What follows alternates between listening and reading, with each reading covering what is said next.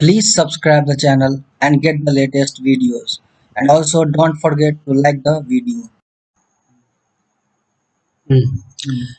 जय गणेश जय गणेश वामांके च विभाति भूधर सुता देवा पगामस्तके भाले बाल विधुर्गले च गणलम यस्योरसे व्यालराट सोऽयं भूति विभूषण सुरवर सर्वाधिपः सर्वदा सर्वः सर्वगतः शिवः शशिनिभः श्रीशंकरः पातु माम् जदीयपादाब्जरजोऽभिषेकान्मुकोऽपि वागीश्वरतामुपैति तं दक्षिणामूर्तिमहं स्वकीया बुधूपघाताय समाश्रयामि। अभी मैं वाक्यपदीयम ब्रह्मकांडम इसकी 7वीं कारिका पढ़ाने जा रहा हूं। इससे पहले शब्द ब्रह्म विषयक विचार चला, जिसमें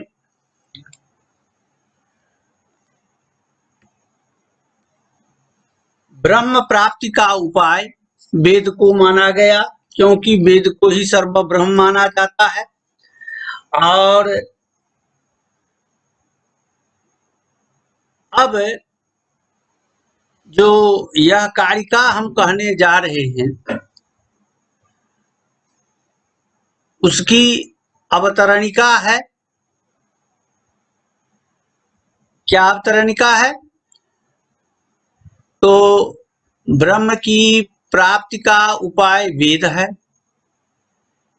तो वेद ज्ञान जो है तो सर्वोपरि है, किंतु वेद से निकली हुई जो स्मृतियां हैं वे भी तो प्रामाणिक मानी जाती है, क्योंकि वे भी वेद मूलक हैं।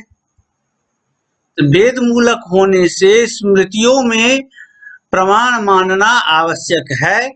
इस बात को इस 7वीं कारिका से दिखाई गई है। यह कारिका है स्मृतयो बहुरूपाश्च दृष्टा दृष्ट प्रयोजना तमेवाश्रित्य लिंगेभ्यो वेद विधिभिः प्रकल्पिता। इसका अन्वय इस प्रकार किया जा सकता है, दृष्टा दृष्ट प्रयोजनाश्च स्मृतयः बहुरूपाः ताः स्मृतयः तं वेदमेव आश्रित्य वेद विधिभिः लिंगेभ्यः स्मृतयः प्रकल्पिता। इस प्रकार इसकी व्याख्या जब की जाती है तो उसमें है तो दृष्टा दृष्ट प्रयोजना स्मृतयः बहुरूपाः सन्ति। स्मृतियां तो बहुत प्रकार की स्मृतियां हैं। मनुस्मृति, याज्ञवल्क्य स्मृति, बाधूल स्मृति आदि बहुतों स्मृतियां हैं। उन स्मृतियों के मुख्यतः विषयों को 5 रूपों में दिखाया गया है। तो जो हम आगे बताएंगे, तत्काल वह स्मृतियां जो हैं उनके दृष्ट प्रयोजन और अदृष्ट प्रयोजन बहुत प्रकार के हैं। तो दृष्ट प्रयोजन, प्रयोजन का मतलब होता है लाभ, दृष्ट लाभ और अदृष्ट लाभ भी बहुत प्रकार के हैं। जैसे एक उदाहरण के रूप में जो वेद में कहा गया है, जो अष्टवर्षम ब्राह्मणम उपनयित, इसको देख करके, इस वेद मंत्र को देख करके स्मृतिकार ने लिखा, गर्भाष्टमेव दे कुर्वीत ब्राह्मणस्योपनायनम, गर्भाद एकादशे राज्यों गर्भातु द्वादशे विषः लिखा। तो ये इनका दृष्ट प्रयोजन हुआ। जो 8वें वर्ष में ब्राह्मण का उपनयन करना चाहिए, 11वें वर्ष में क्षत्रिय का और 12वें वर्ष में वैश्य का, यह एक दृष्ट प्रयोजन है। वो भी वेद मंत्र को आधार मान करके किया गया है। दृष्ट प्रयोजन और अदृष्ट प्रयोजन के अंतर्गत अष्टका कर्तव्या, ये अदृष्ट प्रयोजन के अंतर्गत आ जाते हैं।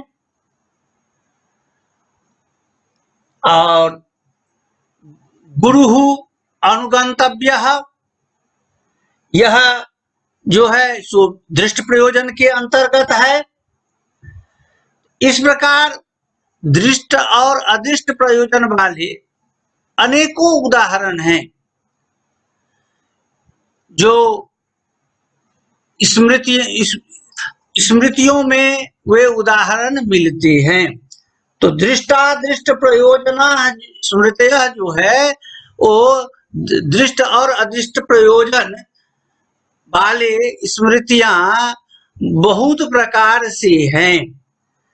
और वे जो स्मृतियां हैं, वेद के जो जानकार हैं, उन स्मृतियों को, वेद के मंत्रों को आश्रित करके, और वेदों में जो मंत्र हैं, तत्त बोधक जो मंत्र हैं, माने विभिन्न क्रिया के बोधक जो मंत्र हैं, उन मंत्रों को आश्रित करके, उन मंत्रों के से सीख प्राप्त कर उनके अनुसार स्मृति की रचना की। वेद के जानकार जो ऋषि लोग हैं थे, वे वेद को आश्रित करके वेद में जो मंत्र हैं, जो ये सब बतलाने वाले हैं, 8 वर्ष में उपनयन होना चाहिए, अष्टका कर्तव्य, गुरु अनुगंतव्य इत्यादि अनेक प्रकार के माने आदेश दिए गए हैं। तो उन मंत्रों से वे आदेश प्राप्त कर, उन मंत्रों से सीखकर उन्हीं के अनुरूप स्मृतियों में अपने वचन का उन्होंने माने उपन्यास किया। अब इस प्रकार जो स्मृतियां जो है वे भी वेद मूलक हैं। तो वेद मूलक होने से स्मृति में भी प्रमाण है। जिस प्रकार प्रमाण के लिए वेद प्रसिद्ध है, उसी प्रकार वेद मूलक होने से स्मृतियां भी प्रसिद्ध हैं।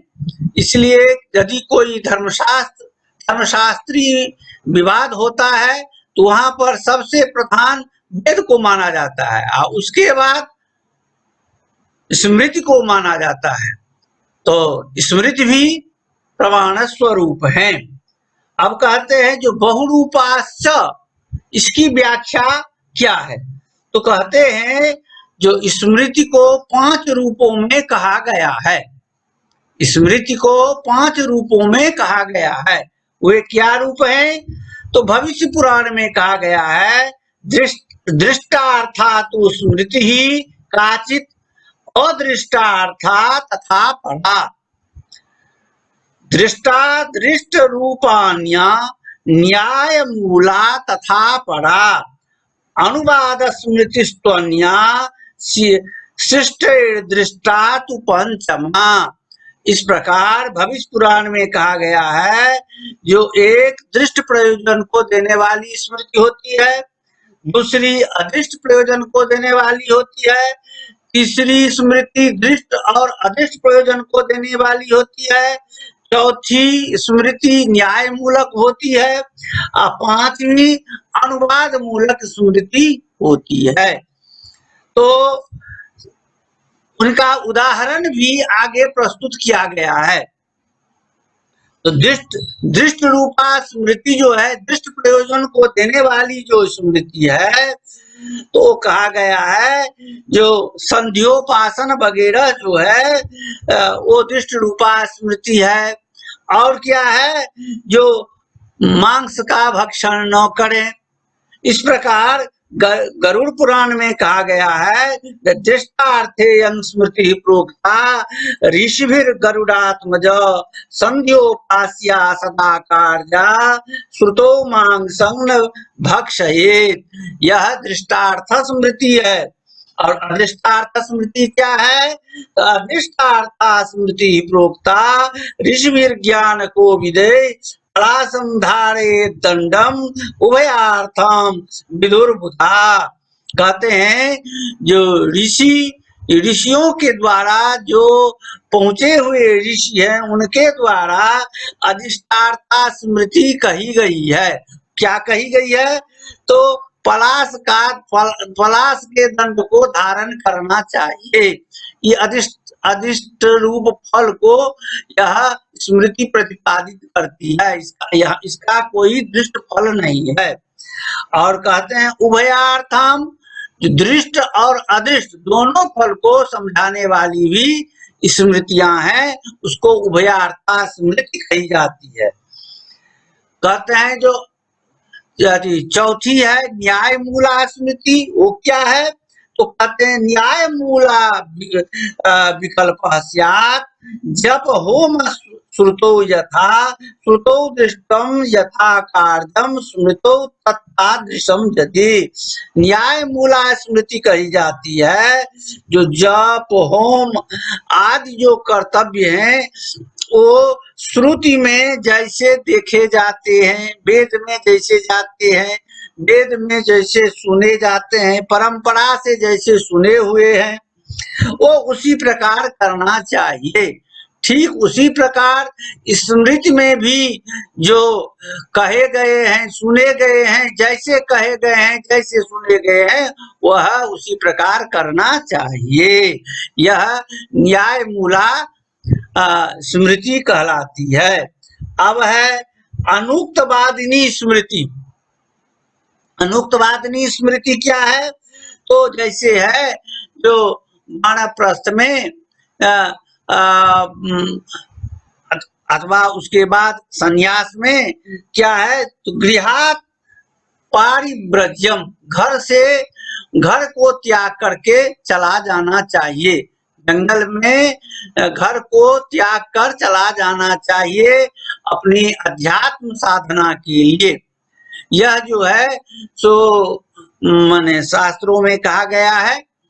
उस शास्त्र का यह अनुवाद वाक्य है, जहाँ पर शास्त्र का जिस स्मृति में वेद के बात को अनुवाद करके कहा गया है उसको अनुवाद स्मृति कही जाती है। इस प्रकार उनके माने 5 प्रकार के तत्व उनमें प्रधान रूप से मिलते हैं।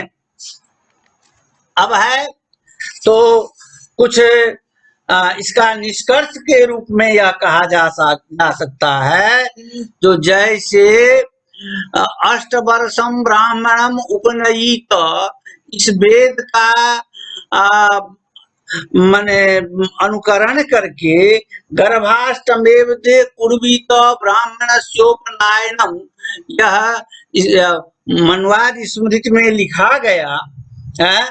तो यह इससे क्या होता है, जो यह इसको प्रत्यक्ष श्रुति कहते हैं, इससे प्रत्यक्ष फल मिलता है।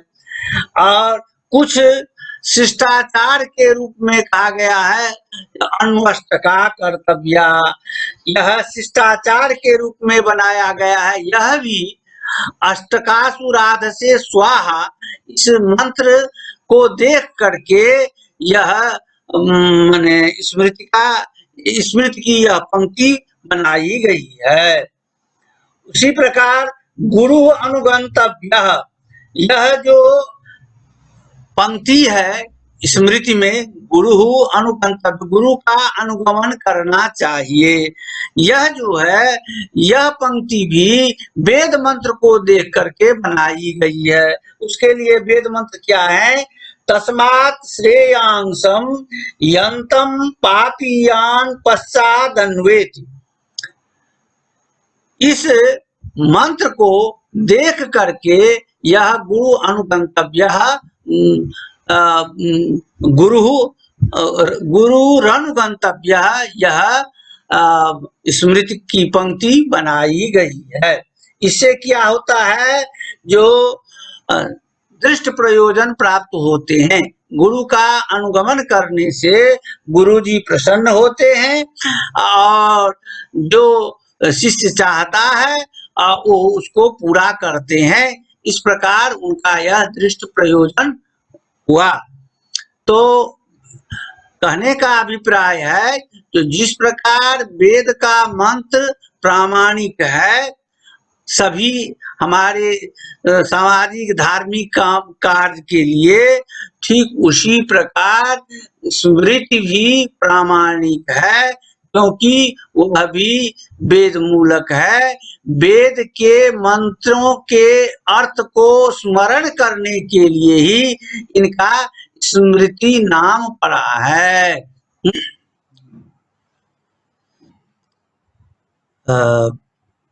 सातवीं कारिका की व्याख्या मैंने की। अब आठवीं कारिका की मैं व्याख्या करने जा रहा हूँ। उस व्याख्या में जो अवतरणिका है तो इस प्रकार है, जो दर्शन भेदा अपि वेदा देव, कहा गया है जो दर्शन के जो भेद हैं वे भी वेद से ही निकले हैं। अब यह है जो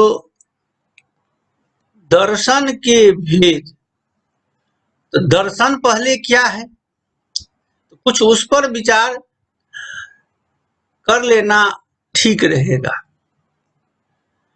तो दर्शन शब्द की व्युत्पत्ति है दृश्यते अनेन इति दर्शनम। यहाँ पर करण में ल्युट् प्रत्यय हुआ है। दृश्य प्रेक्षणे धातु से ल्युट् प्रत्यय करके, ल्युट् में यू बचता है, यू को ऑन करके दर्शनम यह शब्द बनता है। अब दर्शनम का अर्थ क्या होता है, क्योंकि करण में ल्युट् प्रत्यय किया गया है। दर्शनम का अर्थ होता है जो जिस साधन से चर्म चक्षुखाम अविषय भूतानाम ईश्वर जीव प्रकृति परलोक पुनर्जन्म कर्म फल स्वर्ग नरक मोक्षादीनाम अलौकिक विषयाणाम ज्ञानम भवति तद्दर्शनम। कहते हैं एक तो दर्शन चर्म चक्षु से हम लोग भी करते हैं, लेकिन यहाँ पर इस दर्शन से काम चलने वाला नहीं है। यहाँ पर तो दृश्य जिसके द्वारा देखा जाता है, तो देखा जाता है, तो यहाँ पर जो है चर्म चक्षु नहीं है, ज्ञान चक्षु है।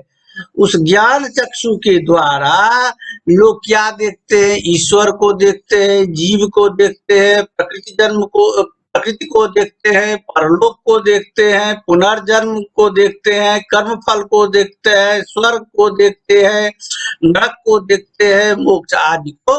ये जो अलौकिक विषय है इनका दर्शन करते हैं, जिन साधन से वे दर्शन कहलाते हैं।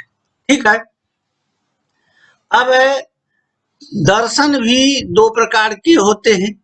आस्तिक और नास्तिक भेद से दर्शन भी दो प्रकार के हैं। तो आस्तिक और नास्तिक। अब आस्तिक क्या है? अस्ति परलोकः इत्येवं मतिर्यस्य स आस्तिकः। आस्तिक की व्युत्पत्ति है जो परलोक है इस प्रकार की बुद्धि जिसके पास में है उसे आस्तिक कहते हैं। परलोक जिसके परलोक नहीं है इस प्रकार की बुद्धि जिसके पास है वह नास्तिक कहलाता है। तो अब नास्तिक की व्युत्पत्ति हुई नास्ति परलोकः इत्येवं मतिर्यस्य स नास्तिकः। यह आस्तिक और नास्तिक, आस्तिक और नास्तिक दोनों शब्द सिद्ध होते हैं पाणिनि के सूत्र अस्ति नास्ति दिष्टम मति। इस सूत्र से ठक प्रत्यय करके उसके बाद फ को इक करके वृद्धि वगैरह करके जो है आस्तिक शब्द और नास्तिक शब्द ये दोनों शब्द बनते हैं। तो अब हुआ जो आस्तिक आस्तिक क्या है? तो आस्तिक दर्शन है। परलोक को मानने वाले जो दर्शन है उनको आस्तिक दर्शन कहते हैं। तो आस्तिक दर्शन 6 प्रकार के होते हैं। कौन कौन है आस्तिक दर्शन में? तो एक हुआ न्याय दर्शन, दूसरा हुआ वैशेषिक दर्शन, तीसरा है सांख्य दर्शन, चौथा है योग दर्शन, पांचवा है मीमांसा दर्शन, छठा है वेदांत दर्शन। अब नास्तिक दर्शन के 3 भेद होते हैं। तो नास्तिक वो कौन कौन भेद हैं? तो एक है चार्वाक दर्शन, 2 है जैन दर्शन और 3 है बौद्ध दर्शन। बौद्ध दर्शन के भी 4 संप्रदाय होते हैं। वैभाषिक, सौत्रांतिक, योगाचार और माध्यमिक। कौन कौन? तो वैभाषिक, सौत्रांतिक, योगाचार और माध्यमिक। इस प्रकार नास्तिक और आस्तिक दर्शन है। यहाँ पर इस कारिका में कहा गया है जो हम कारिका बताने जा रहे हैं उसके अवतरण में कहा गया है जो दर्शन के भेद जो है वे भी वेद से ही निकले हुए हैं। कारिका का स्वरूप है तस्यार्थवाद रूपाणि निश्चित्य स्वविकल्पजा एकत्विनां द्वैतिनां च प्रवादा बहुधा मता। अब इसका अन्वय इस प्रकार किया जा सकता है। तस्य अर्थवाद रूपाणि निश्चित्य स्वविकल्पजा एकत्विनां द्वैतिनां च बहुधा प्रवादा मता। मतलब हुआ तस्य वेदस्य तस्य वेदस्य अर्थवाद रूपाणि अर्थवाद रूपाणि वाक्यानि निश्चित्य आश्रित्य स्वविकल्पजा स्व बुद्धि प्रभवा विकल्पो बुद्धिभेदः तदुक्तम रुचिराम वैचित्र्या द्विजुकुटिल नाना पतयुक्ताम इति एकत्विनां द्वैतिनां च बहुधा भिन्न भिन्न रूपेण ममैव दर्शनं सत्यम इत्येवं रूपः प्रकृष्टो वादो जेषु ते प्रवादा अनल्पादरा दर्शन भेदा मता अभिमता इत्यर्थः। कहते हैं तो तस्य माने वेदस्य, वेद के जो मंत्र हैं उन मंत्रों में जहां अर्थ परस्पर भेद उत्पन्न करता है, जहां परस्पर भेद दिखाई देते हैं उन मंत्रों में, उनमें कुछ ऐसे हैं जो जिन्हें प्रशंसा वाक्य के रूप में लोग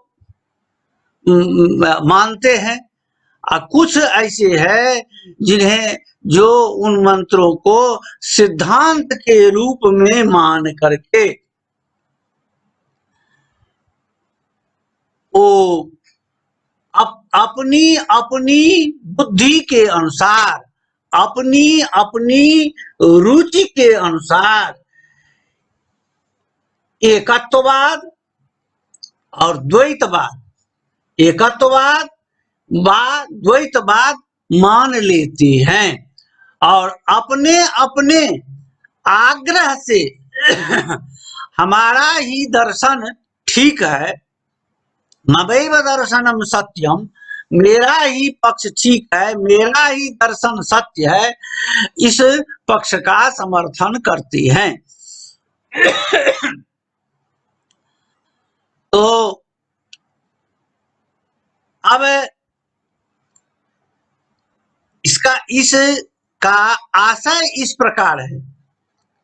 अब देखा जाए द्वैत क्या है, अद्वैत क्या है।